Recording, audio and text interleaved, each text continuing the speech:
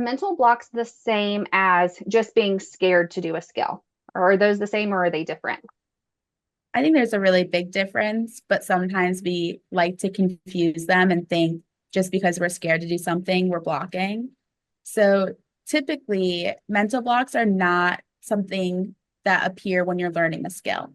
So sometimes I have athletes and parents who are like, oh, just help my kid on this back handspring with her mental block.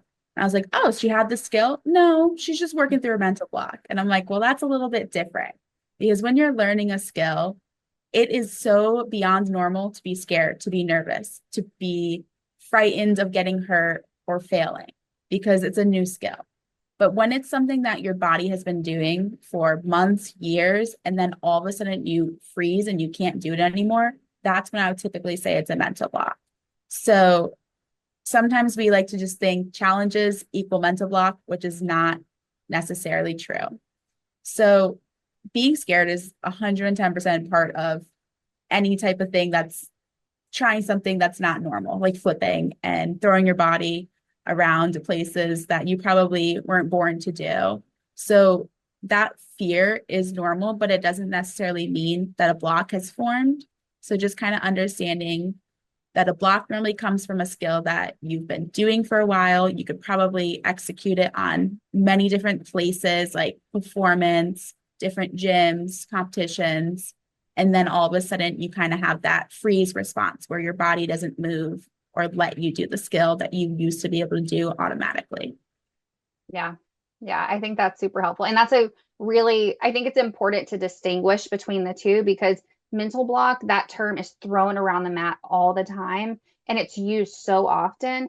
But there's a danger with that because that term carries so much heaviness and so much weight. And it's very traumatic, especially to an athlete who is dealing with a true mental block. It's almost like this looming fear that every athlete has. It's like, oh, I hope I don't catch that, right? Or I hope that doesn't happen to me. But then that word is just thrown around so much. Like it's used very, like casually by some, and then it's really heavy for others. So just that term carries a lot of weight. And so I think it's important to know the distinction so that it's not used when it doesn't need to be. Right. Mhm. Absolutely. So that's super helpful. So being afraid of, like, let's talk about getting hurt. So being afraid of getting hurt. What about that compared to just general fear with the sport or a mental block? What's the difference there? So everything we do, we actually can get hurt doing, which is kind of crazy to think about.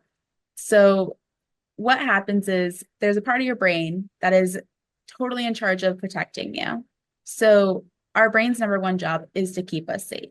So when you're in new environments or trying something different, your brain is always constantly like scanning around to see what can I like, how can I get hurt? What's going to happen? How can I protect you?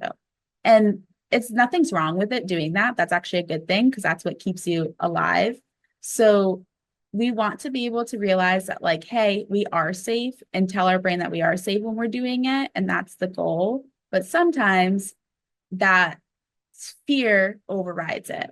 And so we obviously want to be safe, but when we think about it, the way that like we're going to get hurt, you're reliving that over and over and over, which is not helping you.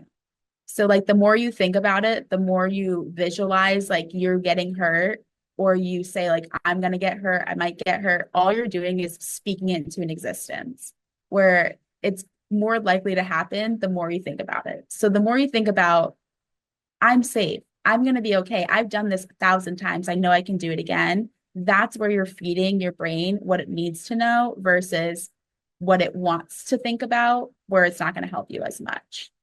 Yeah. Yeah. I love that. So don't stop. Don't Fear is not a sign that something bad's going to happen, right? It's just something to pay attention to and then you can absolutely redirect your thoughts. As mental coaches, that's kind of our job is to help athletes realize how patterns of thinking and natural ways that our brain likes to think aren't always serving us to the best of our ability. And so we can choose to redirect and experience something completely new based on just changing our thoughts, which is so powerful. I love that.